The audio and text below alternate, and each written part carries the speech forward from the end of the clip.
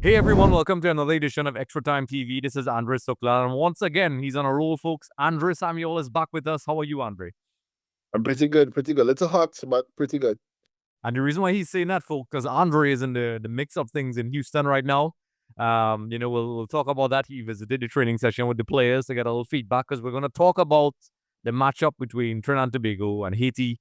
This is a game that is a must win for us. We started off, we all know, you could take a look at the reaction and the preview and the links when it pops up about, that first game against the US.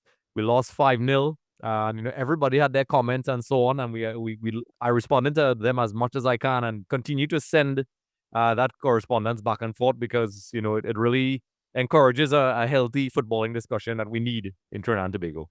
So, Andrea, before we get into all the tactics and all those things, you were there at the training session a little bit earlier. What was that like? The mood in the camp seemed okay. Players seemed right there, so it was nice to see some of the players who looked pretty sharp. A couple of them stood out to me actually. Um, Nathaniel James looked really, really sharp during the training session. Uh, I think Rampasad looked pretty good as well. And I always hear the tone. People always sometimes surprised why he starts. And I've heard the rumor that he's a training champion. And it was good to see it up close because he also looked really sharp in training. His passing, his movement into space was really good in training. Daniel Phillips looked good in training. Levi was in the session as well. So I went down there yesterday, which was yesterday, Tuesday. So it was good that he actually got married on Saturday, Sunday, and was back in the team in a full session on Tuesday. So it was good to see him. And he actually saw that he was, they could see the class in him as a quality player. So Dwight was also mixing about with the boys. So he wasn't doing much doing much movements, but you actually saw that when the ball came to Dwight, he was two steps ahead in terms of where he wanted to play the ball. So I actually saw the class in him as a footballer as well. But all in all, the camp seemed pretty. All in all, the camp looked positive. Lots of people there, and it was a nice experience. Just looking at the guys from afar off. Well, not far off, but I was right there. But I mean, just looking at the team train. Yes, yes, it's very good to have that sort of insight because being a Trinidad and Tobago team away from home, getting to see the players and, as fans of the game, which is what we are, more than fans, to get that insight is very good. And, obviously, what happens in the training session and in the games, you know, that is very crucial in these sorts of tournaments. They have to be very efficient. They don't have the luxury of time. So, Dwight and those guys have to be on point and know exactly what they want. But for those of you who don't know, and I mean, I'm pretty sure I'm just telling you all things that you already know. As it stands in Group D, USA are on 3 points, Saudi Arabia on 3 points, and obviously, as Dwight Yorke stated, and we all know this, it's a must-win game for us if we are to have any chance of coming out of this group.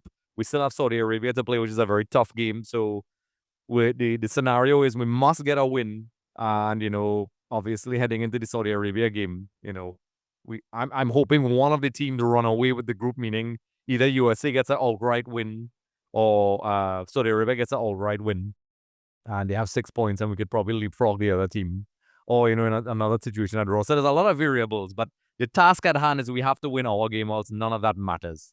Right. So I'm just gonna pull up the Haiti squad here. So they have players that playing at a relatively high level all over the place. This is a team that we haven't played in a while. We spoke about this before we started recording. So there's no notable recent history. I know a lot of people like to go in the distant past, and I understand why. Rivalry transcends time periods, but in terms of form and heading into tournaments, what do you think? Uh, I know everybody's talking about that loss, but we're now facing teams within our region. Obviously, everybody will be talking about the qualifiers heading into Haiti. Do you think we could pull this off, Andre? Well, yes, because I mean, I'm not one to look at the rankings, but the rankings do tell a particular story. And the USA, I think they're ranked around 16th in the world. We are ranked around 100. You have Haiti being ranked around, I think around 90 or thereabouts, 85, 90 or thereabouts. So Haiti is more our speed, as we like to say. They're more in our zone in terms of teams that we are expected to compete with. Now, I also expected us, based on the result against Costa Rica, to put up more of a fight against the USA on Sunday. It wasn't to me, and I'm hoping that the players use that game to leverage exactly where they are. I did see some intensity in the training, but I've been hearing about that intensity for some time now. So, and it didn't materialize against the US. But I hope that the team are able to galvanize themselves and get themselves to the point where we understand what is at stake in this game, and let's go up there and show the world, show the region that we are a team that belong here and that we deserve to compete amongst the best at Concacaf. A lot of people said a lot of negative things about the country, about the countries, and I'm not even referring to fans of Trinidad and Tobago or the locals, as we would like to say, the Trinis, who we got, who also they gave a handful.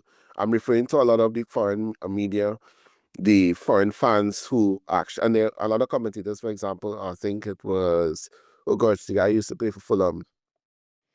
He played the US striker, oh gosh, Dempsey. Clint Dempsey. He came out and he said that, this is the worst Trinidad and Tobago side he's ever seen. And he felt as if in his current state, he could go on there and score. Wow.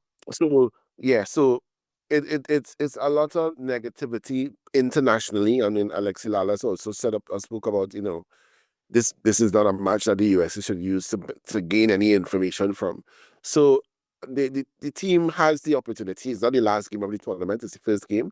So now we have an opportunity to right those wrongs, to kind of set the record straight and show that okay, we can perform. And I believe that the team could put in a better performance than the one that was in performed that they performed that was put sorry, or the performance that was put out on Sunday. Yes, and while we were speaking, in case you were wondering why I was looking distracted, while we were talking, Concacaf and SofaScore, which EXTV has an arrangement with, sent me some information. And, we talk about tactics and we do focus on Trinidad, which we will. But I'm just taking a look at the data Concacaf sent. So this is verified by them in terms of the formations they use against Saudi Arabia. So they used a 4-4-2 in that matchup against a Saudi Arabia team that I was a little bit, and we'll talk about that maybe in the other preview. We won't get distracted too much. I was actually a little bit underwhelmed by Saudi Arabia and impressed by Haiti because Saudi Arabia is no weak team. They're very strong. They come from a strong region. And I mean, everybody talks about an Argentina game, and rightfully so, but they are a strong team in their own right. And I think, kudos to Haiti, even though Saudi Arabia won. Haiti did create a lot of chances. Yes, definitely. Haiti was the more dominant team in that game. They had more possession. They had more shots on goal. They had more shots in terms of on target. I think Saudi Arabia scored around the 20th minute, a penalty kick. So and then they just held on more or less. I mean, they had a couple moments to add to double their score. But if you had to just look at the performance, just from an eye line point of view, looking at the game, the eye test, Haiti looked the more cohesive unit. And that game also was a bounce back game for the Haitians because they had a bad outing against Curacao a few days before. So they kind of raised their performance, albeit it ended in a loss. They still did pretty well. And they have a couple of players, as you mentioned before, a couple of players who play at pretty decent levels, scattered throughout Europe, mainly in Europe, in Belgium, in France, in Holland. They have players. They have a couple of players in the MLS.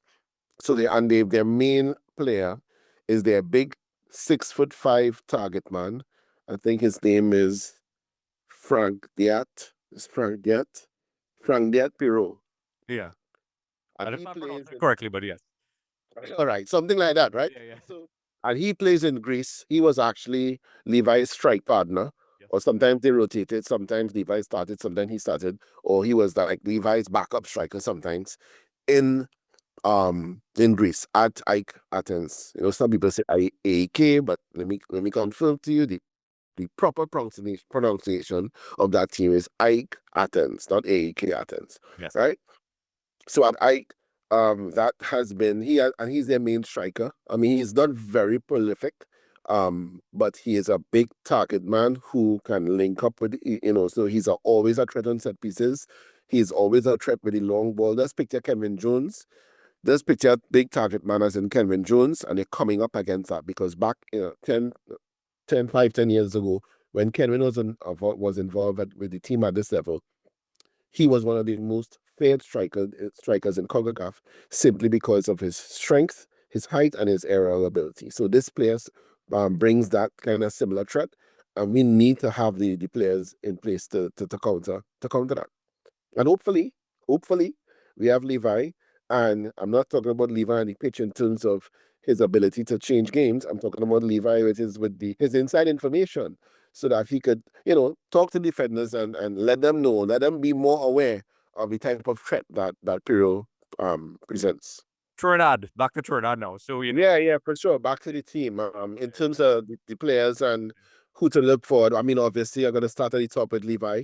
I'm really curious to see where Dwight Yorke plays Levi and if Nathaniel James gets a start, because I think he's been showing, he's showing the last game because he was a bright spot in that American game. I think when he came on, he looked the part. He turned a couple of defenders inside out.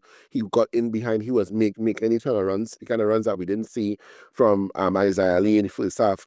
Albeit we sat a little deeper in the first half. So to his Isaiah Lee's defense, we sat a little deeper. But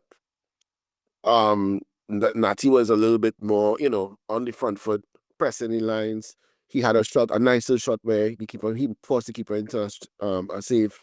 I'm looking forward to see where he plays. In the midfield is going to be the same. I think it's Anjani might start again. Sorry, and Daniel Filippo starts again. I think he's critical. And based on what I see yesterday, I will be sharp yesterday. The concern, which is the perennial concern of late, will be the defense. What do we do? I really hope Andrew Raymond gets the start on the left back. I'm not sure if Alvin Jones is in the headspace to start our next game, given the kind of horror showing in the last game.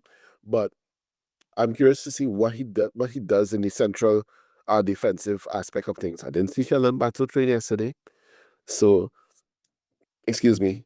So maybe I don't know who started, because I know there's a tendency to play. I think it was Isaiah Garcia as a centre back, makeshift centre back, but Isaiah Garcia is probably 5'7", and we have the Peru, who is probably almost a foot taller. So how will he manage with that height difference? Is it that Shiggy will be responsible, will be, tasked with the responsibility of marking him? How do we defend against Haiti? What's the plan for the defense against Haiti? Because you made a very interesting point, or you quoted a very interesting stat. 12 crosses. 12 crosses in that game. So clearly, that gives us a little bit of insight in how Haiti wants to play, because 12 crosses in a game, into the box is a lot. And given the fact that you have a 6'5" target man, then clearly that gives brings to light exactly what your strategy is in the game. Yeah, correct. And that's sometimes where I know those little tidbits of data give you a little more insight than you usually would get. I mean, people who look at the game and know the game will see these things. And obviously in the last game, actually before I get to the formation, I just came out from the virtual press conference with Dwight Yorke, and somebody did post a question to him, a couple people, about the defense and his response. And for the full video, I'll put a link as well. So you'll see a link up here and you can head over to that link. Where he addressed it. He says he's aware of it. He's working on it, so we'll see. I mean, at the end of the day, the results are what will show the progress. It's rough. It's not nice. Sometimes players work really hard, coaches work really hard, but the results are what really show in the end. So we'll see what he's doing, and then also from a tactical perspective, in the last game he played 5 at the back, which we suspected is what he was going to do.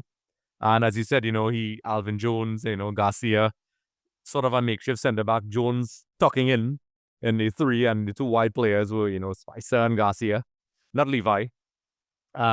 So with this game, do you think with the changes you spoke about and the possibility of the headspace of Shelombato and Alvin Jones, I mean, we don't know, they may very well start. Maybe it's a physical reason they probably didn't go too hard in training, because some of the older players tend to, in tournament sessions, they train differently for whatever reasons, for physical reasons.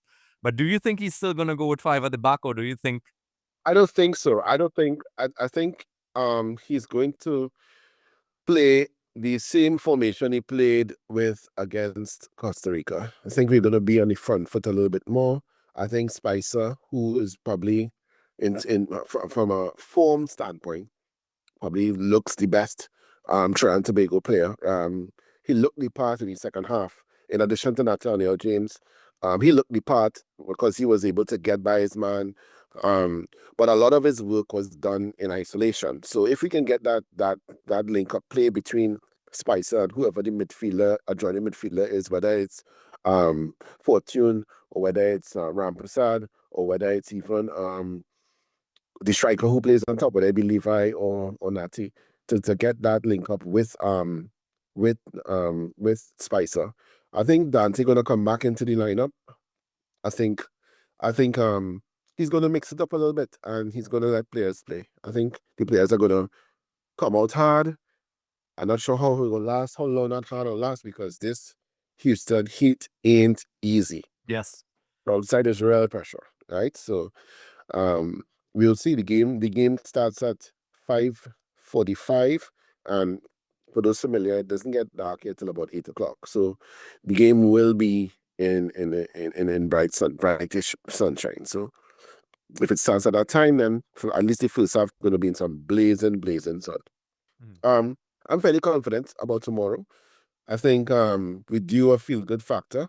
I know how fickle the Trinidad Tobago crowd is. Yeah. So a 3-0 or 4-0 defeat to Haiti tomorrow, I think the stadium might be empty in September. But any kind of positive result, whether we beat them, maybe we draw, we have a chance moving to the next round, then I think there would be a little more positivity in the camp. But I like to say, if you're only as good as how good you are, right? So all that to say, you want to go to a World Cup. And if you want to go to the World Cup and you're coming up against Haiti as preparation for the World Cup, you need to show that you can either compete or beat a team like Haiti to even begin to think that a World Cup is where you belong. Yes. Correct. I totally agree. I mean, if you want to get there, you have to step it up. And these are the games, and we said it multiple times in all our videos. These are the tournaments that show you where you are and where you stand, and get a realistic check. Because I did notice, and I'm sure you did as well, because we've been watching football for years, especially Trinidad and Tobago football. There's a lot of people, and kudos to the new fans. Welcome to the fold, welcome to the joy and also the stress of being a Trinidad and Tobago fan. That's just how it goes. You have to stick with the team, no matter what. But there was a lot of naivety after the St. Kitts game. I mean, I saw all across social media, and that's okay. I understand. You're a fan. Fans are allowed to get happy and excited. Maybe we are a little bit more analytical, so we know, and experience has taught us, to calm down.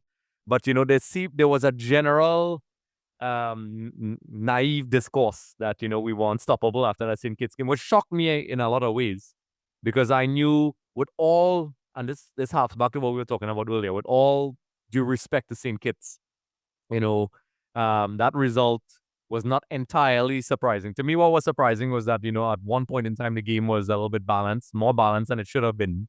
And kudos in Kitts for that. But, a lot of people were surprised by the U.S. result. And this is why these tournaments and playing top quality teams exposes you and shows you, listen, we're not as good as we think we are. We need to work on things, because the window is very small after the Gold Cup. The qualifiers are just around the corner. So his window for fixing things and getting things right and choosing the right players, and if there are other players in his network to call up, is important. And somebody asked a really good question in the press conference about what it is he values more in this game tomorrow. Is it the performance and the result? And I'm not doing a good job putting in context what they were saying, but I understood what they meant, because realistically, it was always going to be a tough tournament when I saw the group draw, Saudi Arabia, USA. I mean, those are two tough teams, and Haiti as well. And, so realistically, it was always going to be an uphill struggle for us. We haven't done well in the Gold Cup for some time now. So it's easy to go on the line of, okay, wow, we lost, self-esteem goes out the window. That's it for Trinidad. And, it's important for Dwight Yorke now. And this is what we'll see. This is where he's getting really tested now, because he stated clearly in the pre-match conference, he highlighted that he was hired to get us to the Gold Cup, get us to this stage at the World Cup qualifiers. And then the big objective is to get us to the World Cup. So he highlighted that he got 2 out of 3. And to me, this is where he's really going to get tested. The others were like some tests. They weren't easy tests, but they were tests. But this is where you see how he handles bouncing back and getting his team to where they need to be. And to me, whatever the results are in this group stage, if we make it out, that's great. That's more playing time for us and more experience. But unless it translates into us being a great team in the World Cup qualifiers, do you think fast forward? Yeah, That would be a I understand exactly what you're asking, and I think is once it's important, and whatever we put into this tournament and whatever we get into this tournament, anything positive that we get from this tournament, it's sustainably transferred into the World Cup qualifiers. So it doesn't make any sense we make it to the next round and then we at ground zero in September and we don't win against Curacao. So I guess I would like to see. I'll probably look at the conference as soon as we're done. I know we didn't want to stay too long, so I'm not watching food batch feeds. It's coming. It's going down. It's less than 5%, right? So, but all in all, I'm going to predict a result. I'm going to predict that we are going to win by 2-1 tomorrow. Oh, nice. We are saying it. I'm putting it out in big, as we say. We're going to win 2-1. Yes. They're going to be losing 2-0, and they're going to score probably in the 80-something minute, and we're going to have some nervous moments after that. Yeah, I agree. I think it's going to be a close game. I mean, since you set the tone by calling a scoreline, I think it will also be close. I think it will be KG at first, barring that defensive lapse that we tend to have sometimes, because we are reactive. I think it'll be a narrow win. I don't know what the scoreline will be, but I think it'll be close. Because defensively we have a tendency to concede goals. This team is very good at crosses. They're very physical. They were very composed. I was impressed how quickly they recovered the ball against a very strong team like Saudi Arabia. So we will be for a physical battle. They're very composed on the ball, which I was very impressed with. They weren't just erratic. They never looked like they lost concentration at any point in time, which was impressive to me. And these are little areas that will be the difference. But I think we do have a good chance of winning this game. So I'm going to go more on I'm ignoring the analytical side, which has been sitting on the fence and working out the numbers. And I think we're going to I'm going to go with your result. I think we're going to get a hard 4-1 result. Of course, you can let us know what you think in the comment section below. If you agree, you disagree, that's fine. Let us know what you think. That's why we have these discussions. We're not going to agree on everything, and that's good. We like that. So, folks, let us know what you think. What do you think the scoreline is going to be? What do you think about the overall tournament so far? I'll be posting the links to the Dwight Yorke's press conference as well. And I'll also, Andre, a lot of people have been asking me to do a watch along. I haven't done one in a long time, and I don't know if time will allow it, but maybe this time I'll do it. So for those of you'll be at the game, right? Yeah, I'll be at the game tomorrow for sure. So he'll be actually watching along at the stadium. Yeah.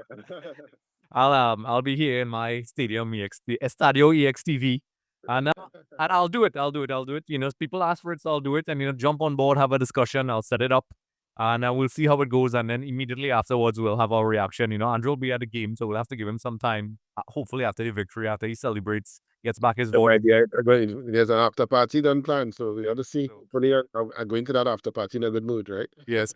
We turn on the moon and we see Andre dancing. That's fine. We'll take that. We'll take that. So, folks, look out for that. And we'll see how it goes. So once again, Andre, it's a pleasure. Enjoy the game and in Houston. And folks, we'll see how it goes. All right. Hey everyone, thanks for watching Extra Time TV. Don't forget to like and subscribe.